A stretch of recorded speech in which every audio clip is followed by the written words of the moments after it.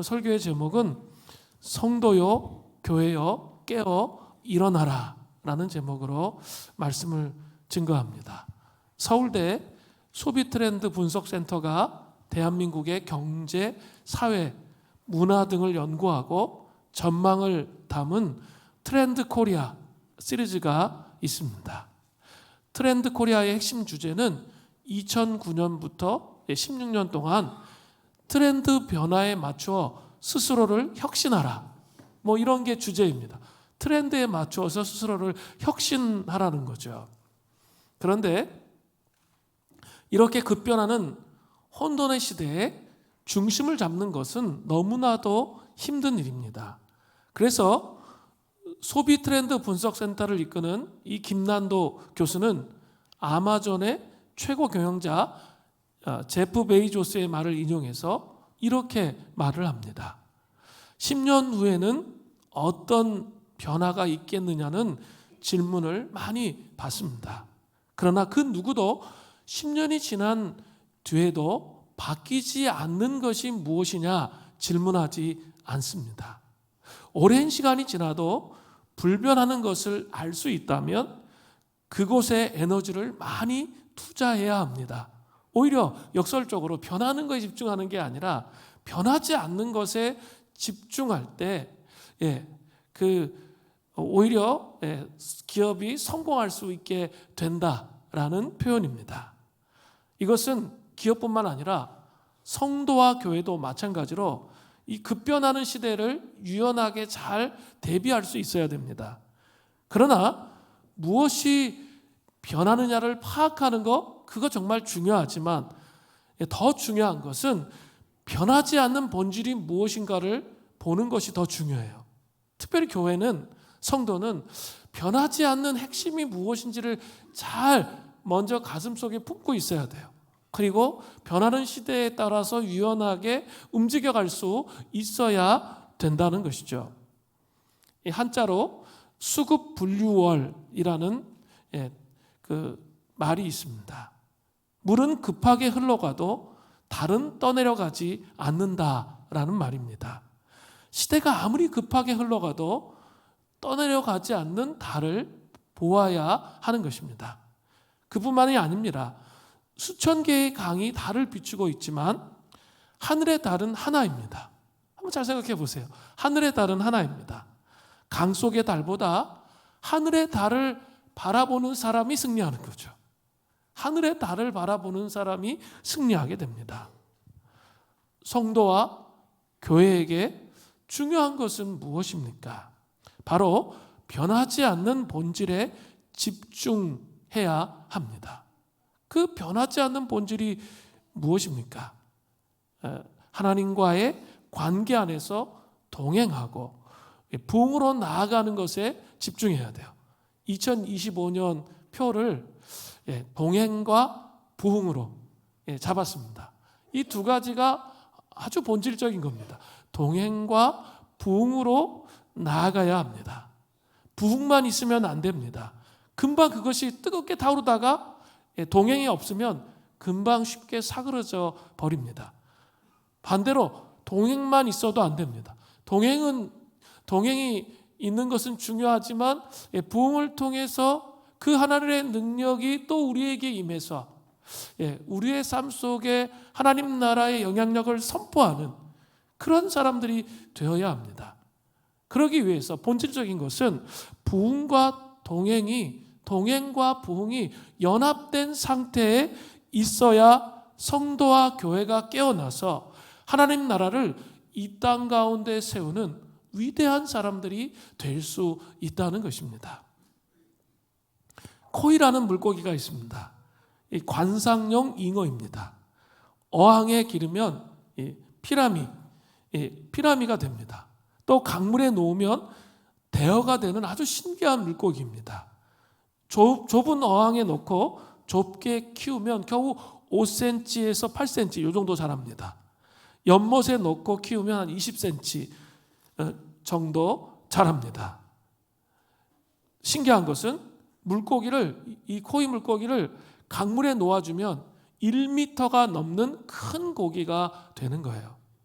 5cm와 1m 사이의 거리를 한번 잘 생각해 보십시오. 성도와 교회가 깨어 일어나 성경에 언급된 이 본질에 충실하게 되면 위대한 하나님 나라를 이룰 수 있어요. 자기의 틀이 깨지는 거예요. 그리고 자기의 생각보다 훨씬 위대한 하나님 나라가 우리의 삶 속에 세워지고 세워가는 거룩한 삶을 살 수 있습니다. 그러나 반대로 자기 생각에 갇히게 되면 종교적 공동체로 아주 무기력한 모습을 가지게 되는 거죠. 그러면 아무 영향력도 이 땅에 행세할 수 없는 초라한 그리스도인이 될 수 있다는 거예요. 자기의 틀과 자기의 생각을 깨뜨려야 돼요. 그리고 하늘의 능력과 권세가 우리에게 임하도록 해야 하나님 나라의 이 권능이 우리의 삶을 통해 이 땅에 펼쳐지게 되는 것입니다. 오늘 본문을 통해서 성도와 교회가 깨어 일어나려면 어떻게 해야 하는지 크게 세 가지로 살펴볼 수 있습니다. 첫 번째로는 그리스도의 고난과 후에 받으실 영광을 깊이 이해하고 알게 되는 것이 필요합니다. 아주 중요한 단어들을 제가 막 써놨어요. 베드로전서 1장 10절을 보세요. 이 구원의 대언은 너희에게 임할 은혜를 예언하던 선지자들이 연구하고 부지런히 살펴서, 이 구원과 너희에게 임할 은혜, 이건 같은 의미죠. 이 구원과 너희에게 임할 은혜는 같습니다. 이 구원에 대해서 구약의 선지자들은 자신들이 예언했지만 그 뜻을 온전히 알 수가 없었습니다. 그래서 연구하고 부지런히 살펴보았다고 말합니다. 구약의 선지자들이 연구하고 부지런히 살핀 그 내용이 무엇입니까? 베드로전서 1장 11절 전반절에 곧바로 따라와요. 자기 속에 계신 그리스도의 영이 그 받으실 고난과 후에 받으실 영광을 미리 증언하여, 그 받으실 고난과 후에 받으실 영광입니다. 즉 예수 그리스도의 십자가의 죽으심과 부활과 승천을 의미하는 거죠. 구약 시대로부터 유대인들은 고난당하는 메시아 사상이 거치는 돌이었습니다. 구약의 선지자들은 분명히 고난당하는 메시아를 예언했습니다. 여러 군데 나타나요. 그 중에 시편 22편, 이사야 42장, 또 53장이 대표적입니다. 시편 22편 14절부터 15절에는 이렇게 나오죠. 나는 물같이 쏟아졌으며 내 모든 뼈는 어그러졌으며 내 마음은 밀랍 같아서 내 속에서 녹았으며 내 힘이 말라 질그릇 조각 같고 내 혀가 입천장에 붙었나이다. 주께서 또 나를 죽음의 진토 속에 두셨나이다. 고난당하는 메시아의 모습이 아주 적나라하게 언급되어 있습니다. 이사야서 53장 3절부터 4절입니다. 그는 멸시를 받아 사람들에게 버림받았고 간고를 많이 겪었으며 질고를 아는 자라. 마치 사람들이 그에게서 열국을 가리는 것 같이 멸시를 당하였고 우리도 그를 귀히 여기지 아니하였도다. 유대인들은 이것을 받아들이지 않았어요. 고난당하는 메시아상을 성경 안에 분명히 선지자들이 예언했음에도 불구하고 그게 닫혀 있었어요. 그리고 이스라엘의 영광을 회복시키기 위해서 예루살렘에서 왕위에 오르실 다윗과 같은 정치적 영광의 메시아를 계속적으로 기대하는 거죠. 성경은 이렇게 말하고 있는데 한쪽을 딱 가려버리고 한쪽의 생각을 가지고 정치적 영광의 메시아를 기대했습니다. 심지어 예수님의 제자들조차도 그리스도의 부활 전에는 그것을 제대로 이해하지 못했습니다. 베드로는 주의 고난당하심을 만류하다가 주님으로부터 아주 호된 질책을 받습니다. 사탄아 물러가라. 이런 이야기를 듣잖아요. 그러나 베드로전서 1장 11절 전반절로 돌아와 보십시오. 구약의 선지자들에게는 이 선지자들 안에 있는 그리스도의 영, 즉 성령님이죠. 예, 성령님을 통해서 미리 증언해 주셨다라고 말하는 거죠. 구약에서 사람들은 고난받는 메시아를 이해할 수 없었지만 선지자들에게 미리 증언해 주셨다는 거죠. 그래서 선지자들은 언제 어떻게 이 고난받는 메시아가 올 것인가, 그래서 영광의 메시아로 나아가는 것을 볼 것인가, 그것을 알기 위해서 노력했다는 거예요. 베드로전서 1장 11절 후반절을 보십시오. 누구를 또는 어떠한 때를 지시하는지 상고하니라. 깊이 연구하고 부지런히 살폈던 거죠. 예, 정말 그 메시아가, 고난받는 메시아가 언제 오는지 살폈다는 거죠. 또 그러면서 구약의 선지자들이 하나 더 깨달은 것이 있었습니다. 베드로전서 1장 12절 전반절입니다. 이 섬긴 바가 자기를 위한 것이 아니요. 뭡니까? 구약시대의 선지자들 자신을 위한 것이 아니라는 거예요. 그죠? 그것을 알았다는 거죠. 부지런히 연구하고 살펴서 또 성령의 감동하심을 통해 이것이 우리를 위해서 섬긴 게 아니구나라는 것을 깨달았다는 거예요. 그리고 너희는 누구예요? 신약시대의 성도들, 흩어진 나그네를 위한 것임이 계시로 알게 되었으니, 계시라는 게 뭐예요? 감춰져 있는 게 드러나다, 이런 뜻이 있죠. 그러니까 삼위일체 신비 안에 이 삼위인세 위격만 알고 있었던 하나님의 거대한 구원의 계획이 지금 성령님을 통해서 하나님의 구원의 계획이 천사도 몰라요. 드러나게 되었다는 것이죠. 너희를 위한 것임이 이 계시를 통해 예수 그리스도가 십자가에 못 박혀 돌아가심을 통해 그 위대한 삼위일체 하나님의 구원의 경륜이 드러났다는 거죠. 자, 그렇다면 흩어진 나그네, 신약시대의 성도들은 어떻게 그것을 알게 되었습니까? 베드로전서 1장 12절 중반절에 나와요.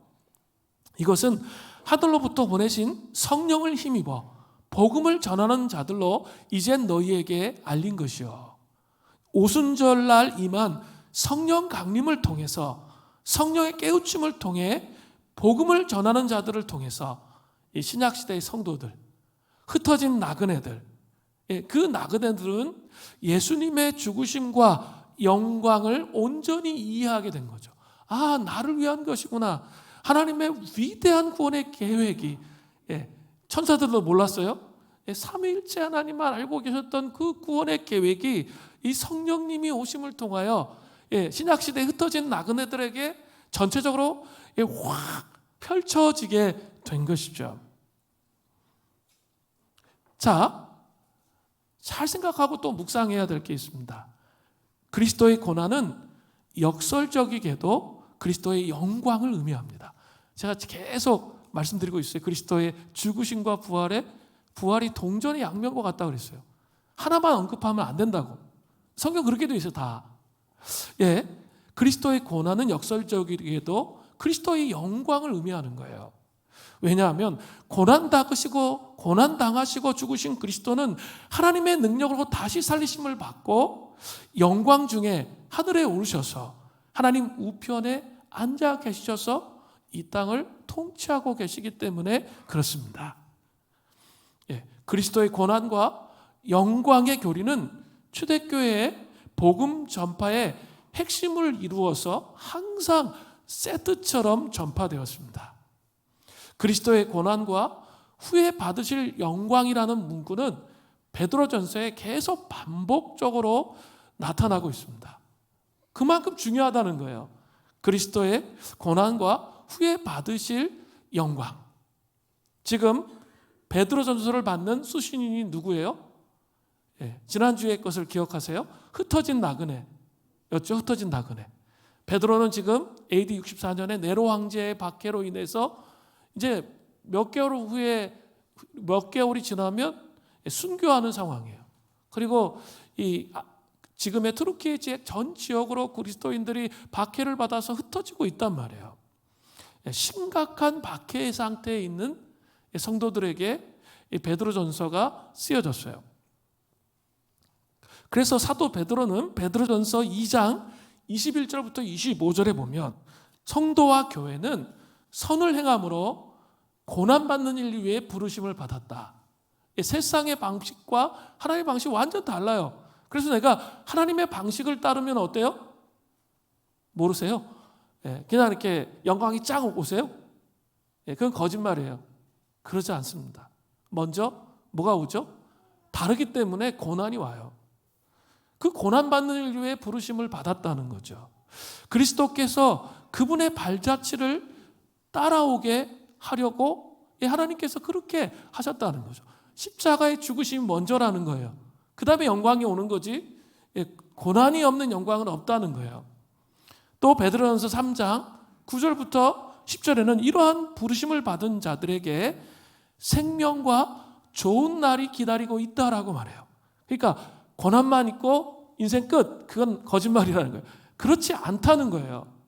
반드시 생명과 좋은 날이 기다린다는 거죠. 더구나 그리스도 자신께서 의인으로서 불의한 자를 대신하시고 이미 하늘에 오르셨습니다. 베드로전서 3장 18절부터 22절이 그런 내용이에요. 그래서 사도 베드로는 그리스도의 고난에 참여하는 것을 즐거워하라고 말하고 있어요. 인상 팍팍 쓰고 인생 다 산 것처럼 그러지 말라는 거예요. 그 고난에 참여하는 것을 즐거워하라는 거예요. 왜요? 고난받는 성도와 교회 위에는 뭐가 임해요? 영광의 영이 이미 임해 있기 때문이라는 거예요. 이걸 묵상하라는 거예요. 지금 고난받고 계세요? 어려움을 당하고 계세요? 영광의 영이 그 위에 임하신다는 거예요. 그게 베드로전서 4장 14절의 말씀이에요. 무엇보다 사도 베드로는 5장 1절에 그리스도의 고난의 증인이요 나타날 영광에 참여할 자라고 교회와 성도를 소개하고 있는 거예요. 베드로전서 5장 10절에는 하나님께서 잠깐 고난을 받은 교회와 성도를 그분의 영원한 영광에 들어가게 하실 것이다 확신하고 있는 거죠. 이 땅에서 그 영광이 비춰지지 않는다 할지라도 주님이 다시 오실 그 날에 온전한 영광 안으로 들어갈 수 있게 될 거라는 것이죠.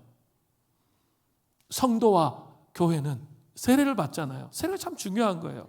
세례를 통해서 이미 그분과 연합되어 있습니다. 그러니까 우리의 삶에 고난이 있을 수밖에 없다는 거예요.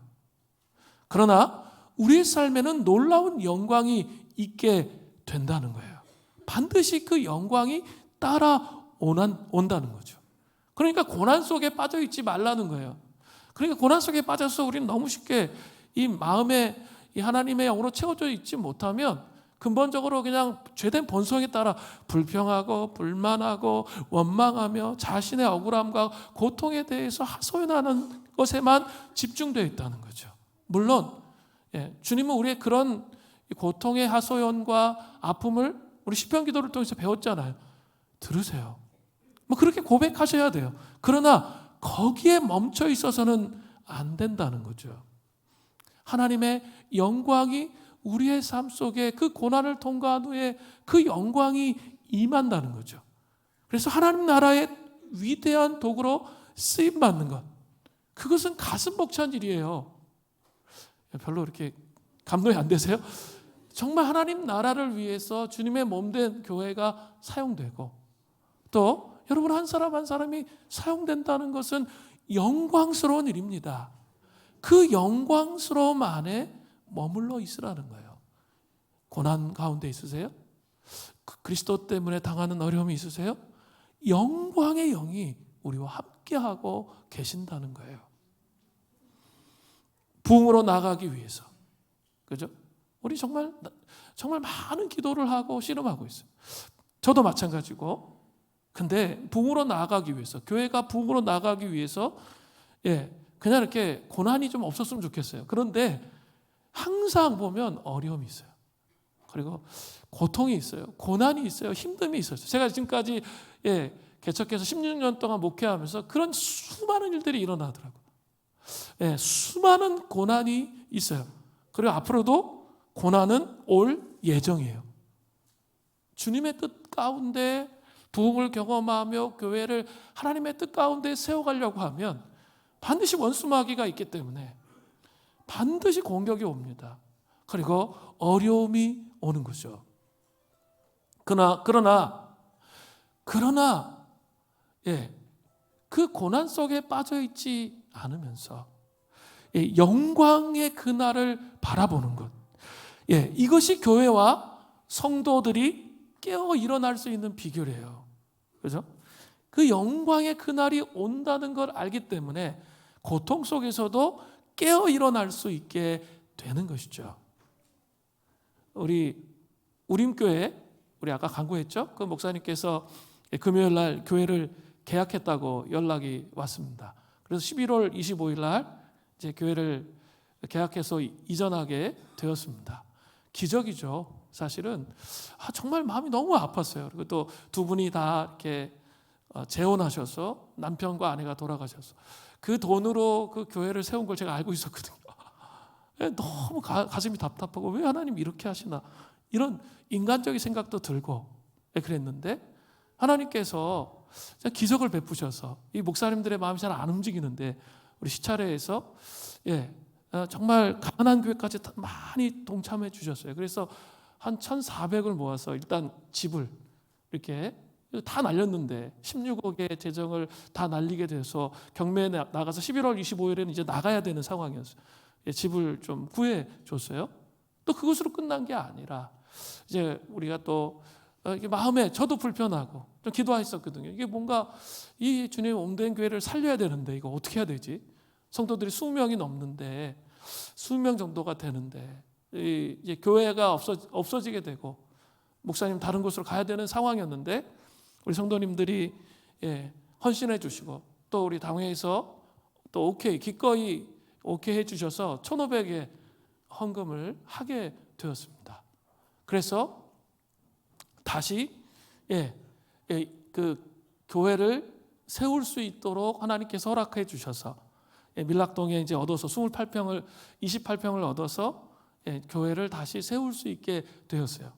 그러면서 11월 25일 날 이제 최종적으로 이제 그러니까 방 빼야 될 때 이제 이사하면서 이렇게 시작하게 됐어요. 여러분 이거 보면서 여러분 뭘 생각하세요? 저는 그런 생각이 들었어요. 하나님의 방식과 우리의 방식은 너무 다르구나. 그죠? 그렇게 망하는 게 하나님 방식이에요.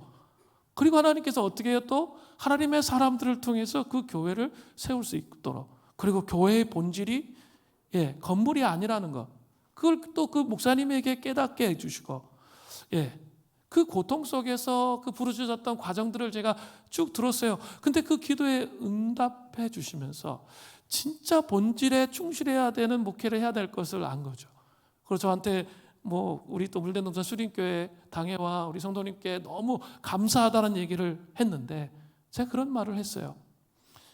본질에 충실한 교회가 되셨으면 좋겠고 이 받은 은혜를 우리한테 갚지 말고 정말 연약하고 무너져 있는 다른 교회를 섬기는 교회 아직 부족하고 연약하지만 그 여러분의 교회가 이 교회가 그런 연약한 교회를 섬길 수 있는 비전을 갖는 그런 교회가 되기를 바랍니다.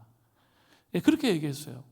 그러니까 목사님이 너무 감사하다고 지금 정말 기억하고 있겠다고 그렇게 얘기하더라고요. 중요한 게 그거예요. 그죠? 그렇게 되면 어떻게 해요? 다른 각도에서 우리가 생각한 거는 우리는 인간적으로 다 망했다, 너무 불쌍하다 이 생각만 하잖아요. 근데 하나님은 다른 방식으로 새로운 비전과 자기를 완전히 깨뜨려서 헌신하면서 새로운 방법으로 하나님의 복음의 영광의 본질에 들어갈 수 있도록 그렇게 하신다는 거죠. 그래서 제가 얘기하던 거예요. 계속 하나님의 방식과 우리의 방식은 정말 달라요. 그래서 고난을 받을 때 끝이라고 생각하지만 인간적으로 여러분이 해결할 수 있는 것은 아닐 수도 있지만 영광의 영이 우리와 함께 하신다는 거죠. 그 고난의 현실에 영광의 영이 있다는 것을 여러분 기억하세요. 신약시대에 이러한 복음을 알고 있는 흩어진 나그네 성도들을 구약의 선지자 외에 누가 더 살펴보기를 원했습니까? 베드로전서 1장 12절 후반절을 보세요.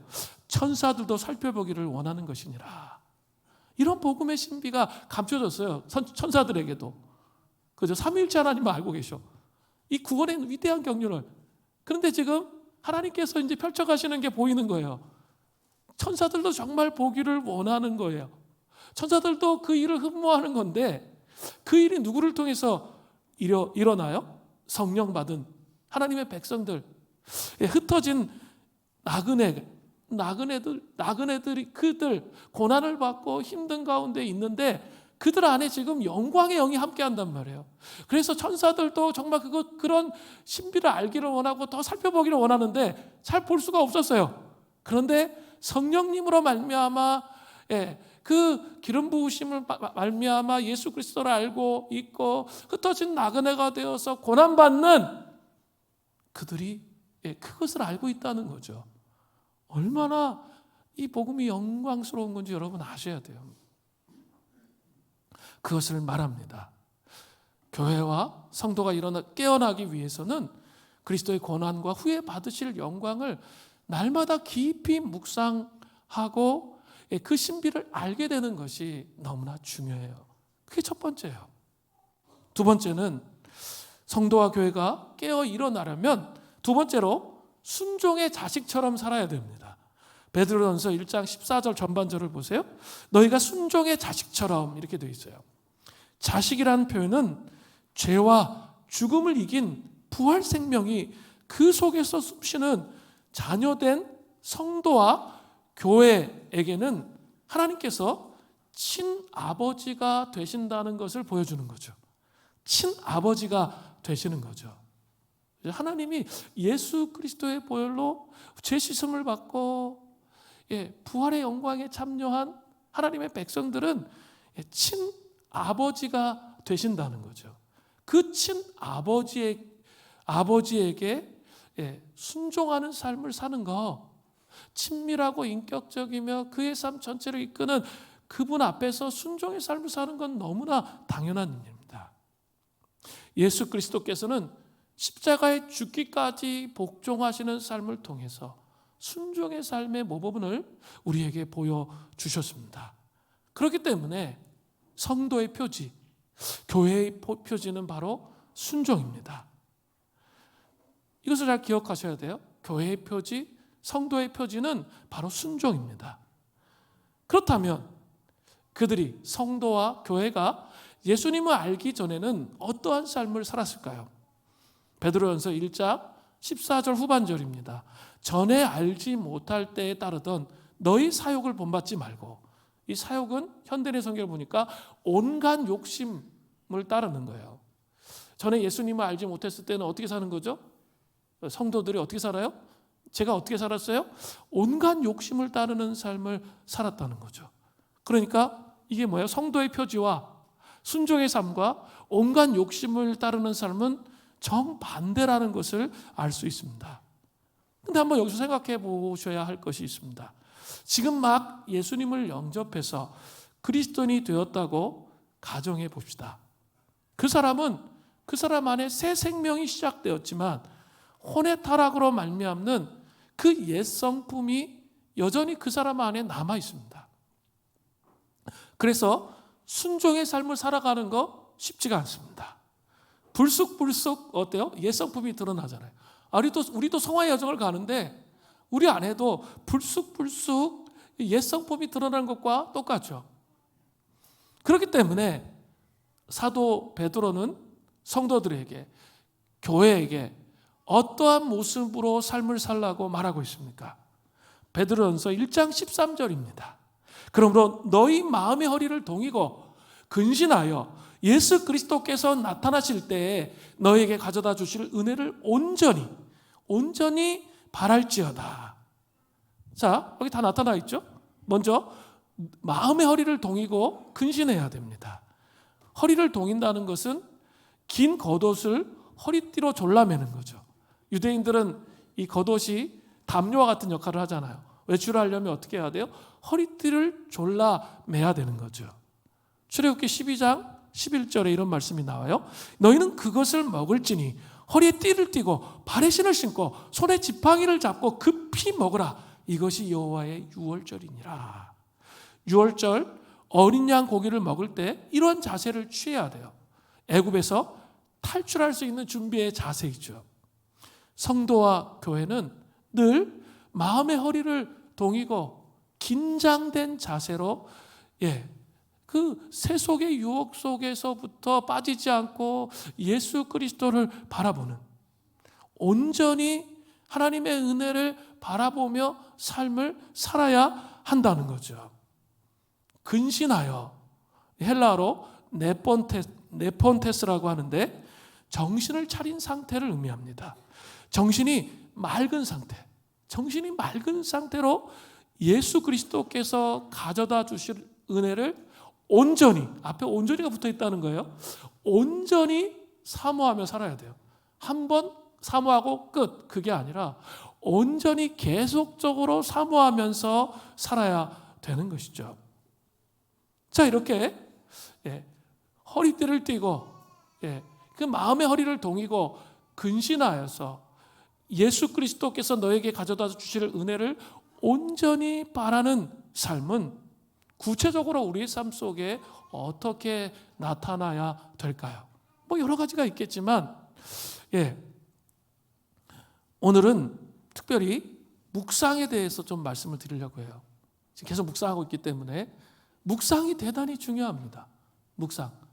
묵상이 하가, 아시죠? 성경 읽는 것, 묵상 반복하는 것, 그래서 이렇게 자기 영혼의 세계적인 지게에서 하나님의 음성을 듣는 것, 이게 대단히 중요해요. 혼의 타락을 잠재우며 예수 그리스도와 연합하는 게 묵상이에요. 예수 그리스도와 연합하는 거예요. 예수님의 살과 피를 먹는 게 묵상입니다. 예수님이 내 안에 살아 계시도록 하는 게 묵상이에요.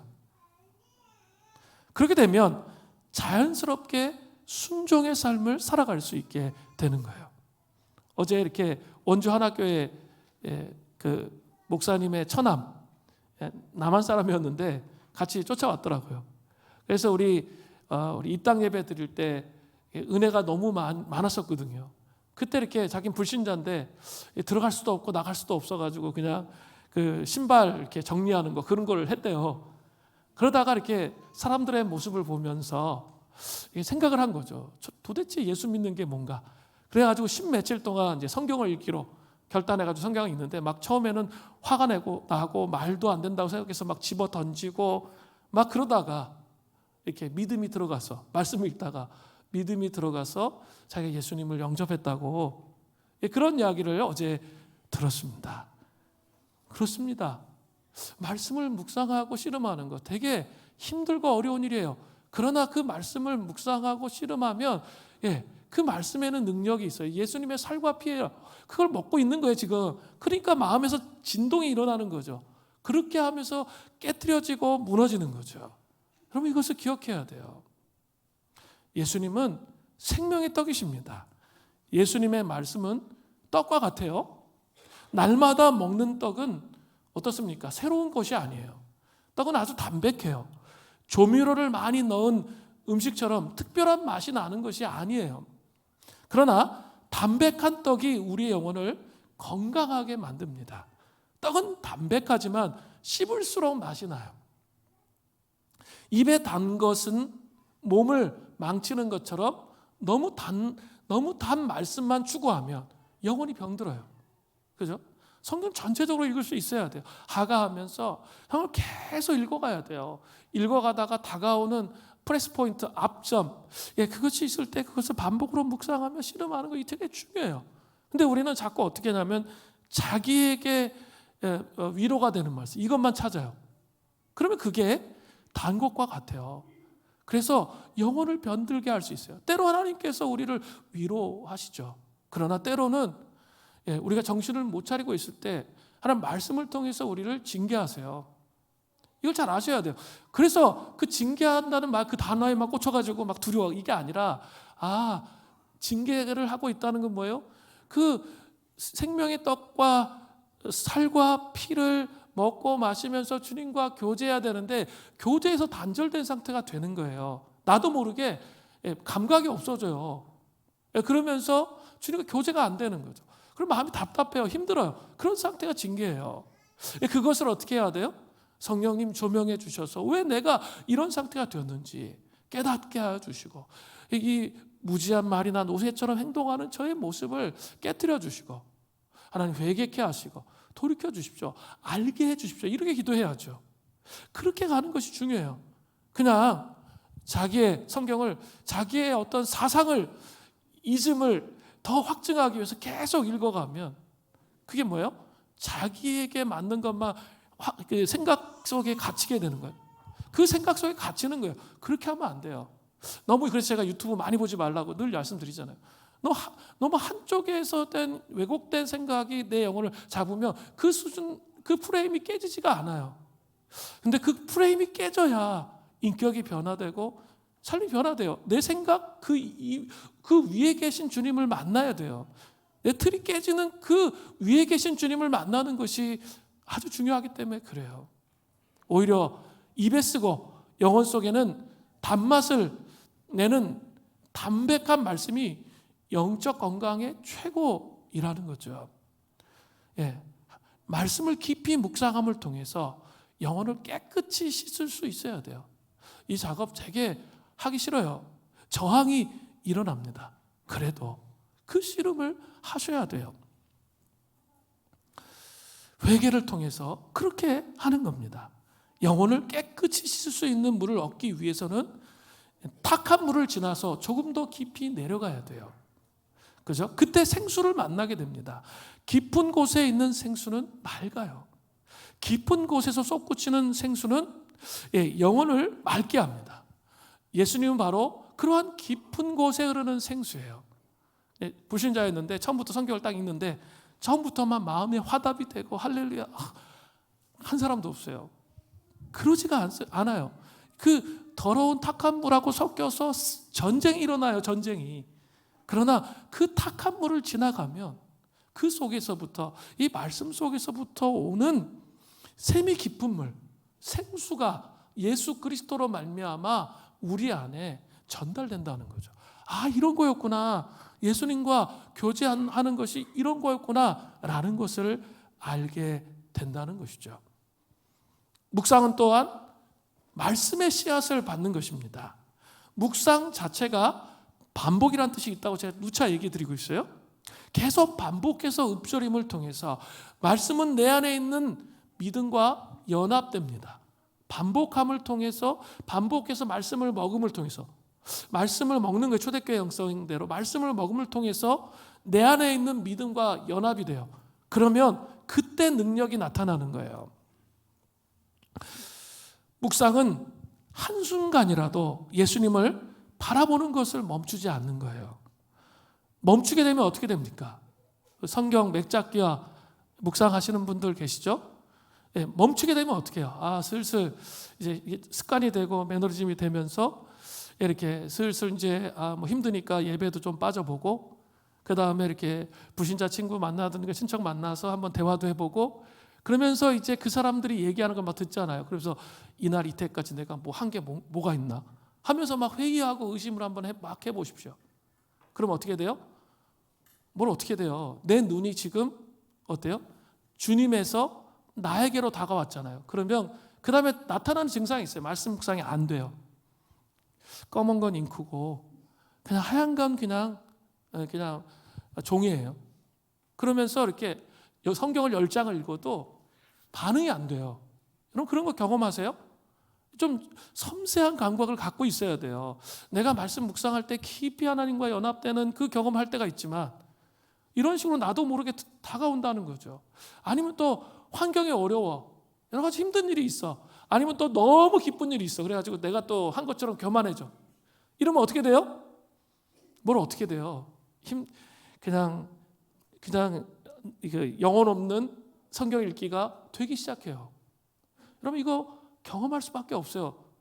누구나 다 경험해요. 저도 경험해요. 그때 중요한 거예요. 그때 빨리 지금 내가 하나님으로부터 멀어져서 습관의 벽에 갇혔구나. 성령님 조명해 주십시오. 왜 내가 이런 상태가 되었는지. 그래서 그때는 새벽기도 나오셔야 되고 금요일날 기도 나오시라고 그랬잖아요. 또 예배 속에서 성령의 조명하심을 경험해야 돼요. 그러면서 회개해야 돼요. 그죠? 그렇게 될 때 예수님만 바라볼 수 있는 게 되지, 혼자 신앙생활 해가지고는 예수님 바라보는 거 잘 안 되는 거예요. 원래 그게 어려운 거예요. 묵상은 또한 말씀의 씨앗을 받아 키우는 것입니다. 묵상 자체가 반복이란 뜻도 있다고 제가 말씀을 드렸습니다. 계속 반복해서 읊조림을 통해서 말씀은 아까 말씀드렸죠? 제가 좀 땀이 나서 안 보여가지고 그래서 보겠습니다. 말씀 묵상은 예수님을 온전히 계속해서 바라보는 거예요.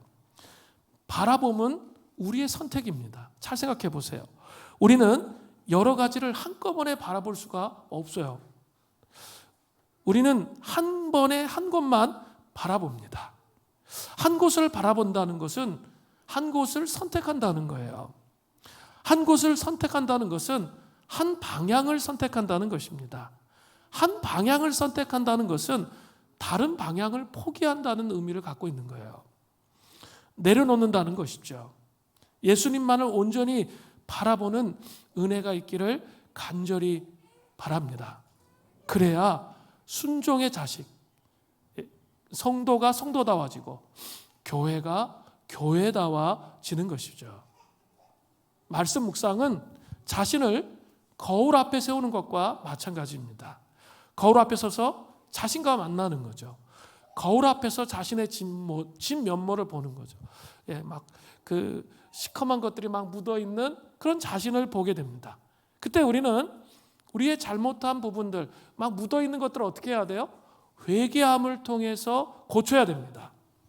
인생은 고친 만큼 아름답습니다. 가꿀수록 아름답습니다. 말씀 묵상을 통해서 하나님의 음성을 듣기를 거절하는 것은 자신의 진정한 모습을 보여주는 거울을 깨버리는 것과 마찬가지예요. 혹시 우리 거울을 깨버리는 삶을 살고 있습니까? 거울 앞에서 자신을 가꿀 줄 아는, 거울을 소중히 여기는 그런 사람이 되어야 됩니다. 말씀 묵상을 소중하게 여기세요. 그래야 우리의 인격이 변합니다. 그래서 예수 그리스도의 형상으로 우리의 인격이 변하는 거예요. 아니, 신앙생활 그렇게 오래 했는데 안 변하는 사람 보시면서 뭘 생각하십니까? 이 말씀이 그 영혼 존재 중심까지 침투하지 않은 거예요. 그래서 그 영혼을 변화시키지 않은 거죠. 헨리 나우에는 영적 발돋움에서 이렇게 말했어요. 말씀이 우리 마음의 가장 은밀한 구석까지 파고 들어오게 해야 합니다. 누구의 어떤 말로 여태 들어간 적이 없는 곳까지. 그때서야 비로소 말씀은 옥토에 뿌려진 씨앗이 되어 열매를 맺을 수 있습니다. 그때서야 우리는 진정 듣고 깨달을 수가 있습니다. 이 말씀이 어떻게 해야 된다고요? 가장 우리 영혼의 은밀한 곳, 다른 사람들에게 고백하지 않았던 은밀한 곳에까지 파고 들어오게 해야 한다는 거죠. 그 은밀한 곳까지 파고 들어오게 해야 되는데, 그 은밀한 곳까지 파고 들어올 수 있도록 우리의 마음의 상태가 옥토가 돼야 된다는 거죠. 그래서 우리의 역할이에요. 우리 금요일 날 말씀드렸죠. 길과 바위, 그 다음에 가시떨기. 그 마음밭에서는 이 하나님 나라의 복음이 정말 결실할 수가 없어요. 계속 결실하고 자라가고 세워갈 수가 없는 거죠. 옥토가 되어야 합니다. 옥토가 되는 것, 그 옥토가 되었을 때 비로소 그리스도와의 연합의 신비를 경험하는 거죠. 복음이 문제가 아니라 우리의 마음의 밭이 문제인 거예요. 하나님께서 우리 삶을, 그렇게 될 때 하나님께서 우리의 삶을 인도하신다는 것을 깨닫게 됩니다. 나의 방식을 버리게 되는 거죠. 그래야 순종의 마음을 가지게 되는 것입니다. 이 은혜가 있기를 바랍니다. 여러분, 말씀의 묵상을 회복하셔야 그리스도와 연합이 일어나고 하나님의 음성을 들을 수 있고 순종의 자식처럼 살아갈 수 있다는 이 사실을 기억하시기 바랍니다. 세 번째로, 성도와 교회가 깨어 일어나려면 세 번째로 거룩한 자가 되어야 합니다. 베드로전서 1장 15, 16절입니다. 오직 너희를 부르신 거룩한 이처럼 너희도 모든 행실에 거룩한 자가 되라. 기록되었을 때 내가 거룩하니 너희도 거룩할지어다 하셨느니라. 사도 베드로는 15절 전반절에 오직 너희를 부르신 거룩하신 이라 하나님에 대해서 언급하고 있습니다. 16절 전반절에도 동일하게 언급이 나오죠. 기록되었으니 내가 거룩하니. 하나님은 자신이 거룩하시다라고 말씀하세요. 특별히 레위기에 보면 내가 거룩하다는 단어가 5번이나 반복됩니다. 여기서 거룩한은 히브리어로 하기오스라고 하는데 속되거나 불경스러운 것과는 반대인 근본적으로 분리된, 구별된 이란 뜻이에요. 속되거나 불경스러운 것과 반대되는 근본적으로 분리된 구별됨의 의미를 갖고 있습니다. 구약 성경에서 거룩은 어미와 완전하심 속에 계신 하나님 자신의 본성과 의지를 나타내시는 거죠. 하나님은 정말 거룩하신 분이십니다. 이처럼 이 거룩하신 분이 거룩하신 분인 하나님께서는 하나님이 소유한 물건이나 사람들에게도 거룩을 부여하세요. 그게 하나님의 본질이고 속성인데 그분이 소유한 물건, 백성들에게 거룩함을 부여하신다는 거죠. 이사야서 48장 1절부터 2절을 보면 읽지는 않겠습니다.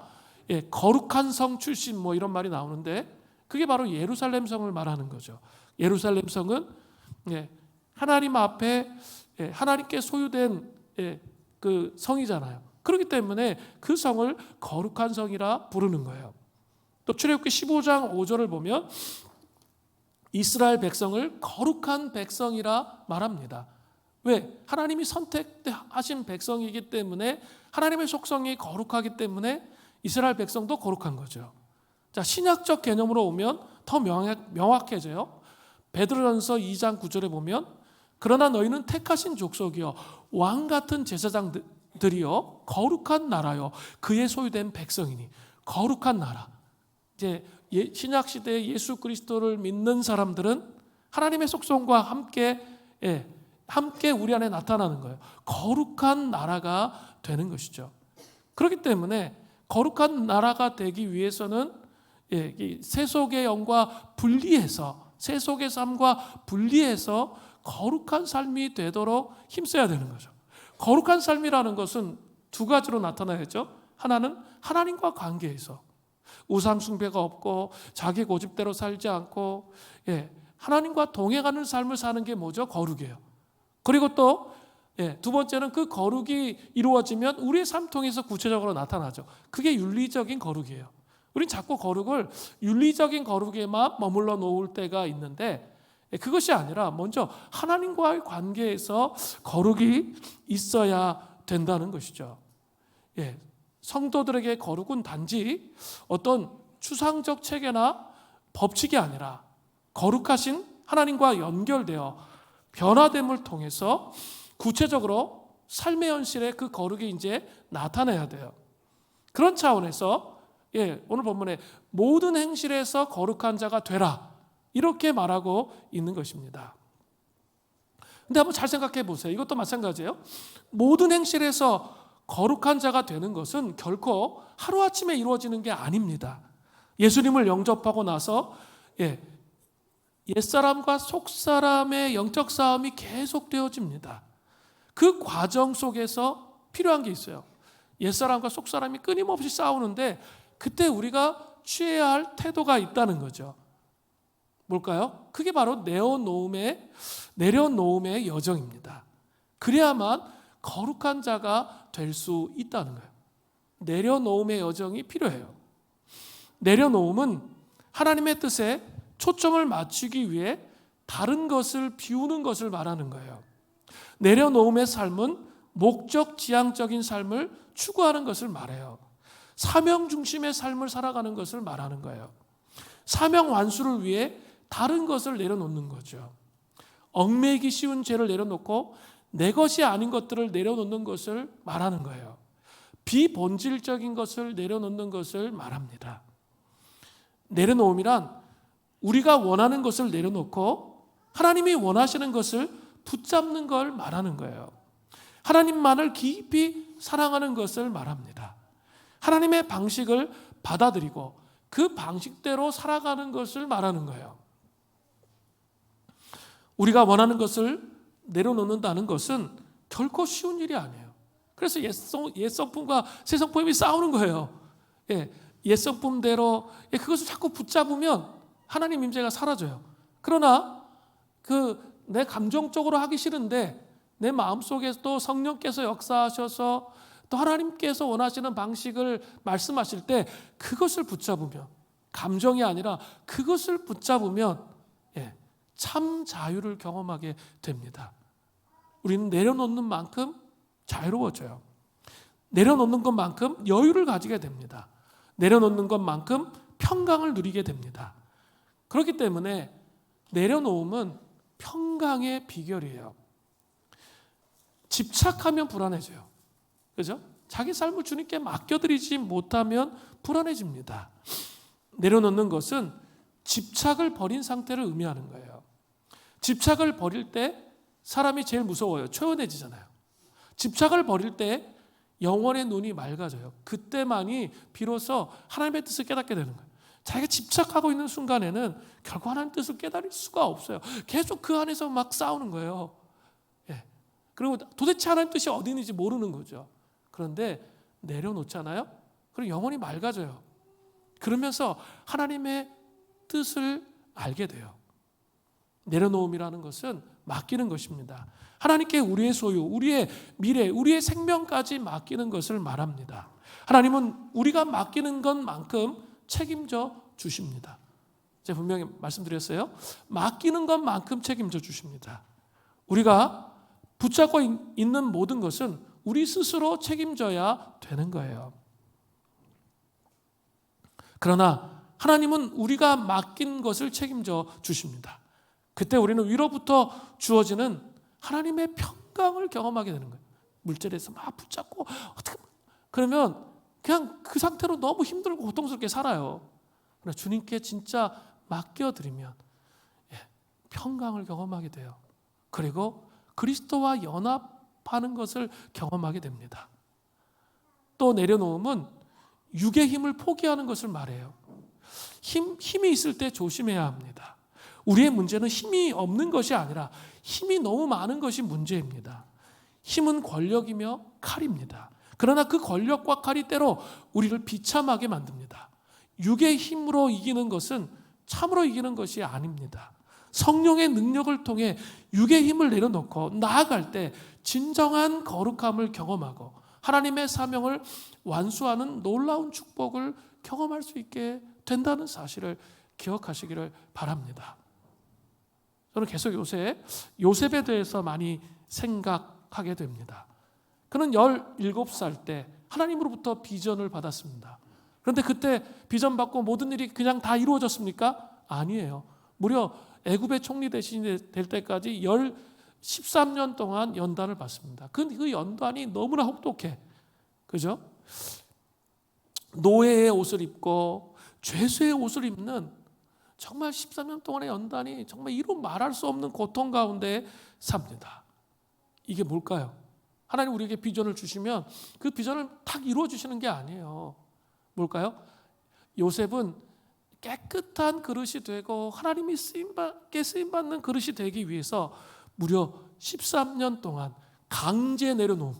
그죠? 그러니까 스스로 알아서 영성적으로 내려놓는 사람 사는 게 참 좋아요. 이 강제 내려놓음을 당할 때는 고통이 한 몇 배는 더 강해요. 그것을 경험하게 된 거죠.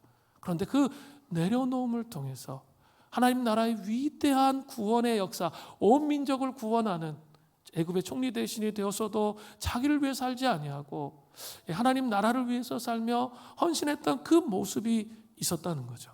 하나님의 사명을 완수하는 자로서의 삶을 살았다는 거예요. 그 은혜가 우리에게 있기를 간절히 바랍니다.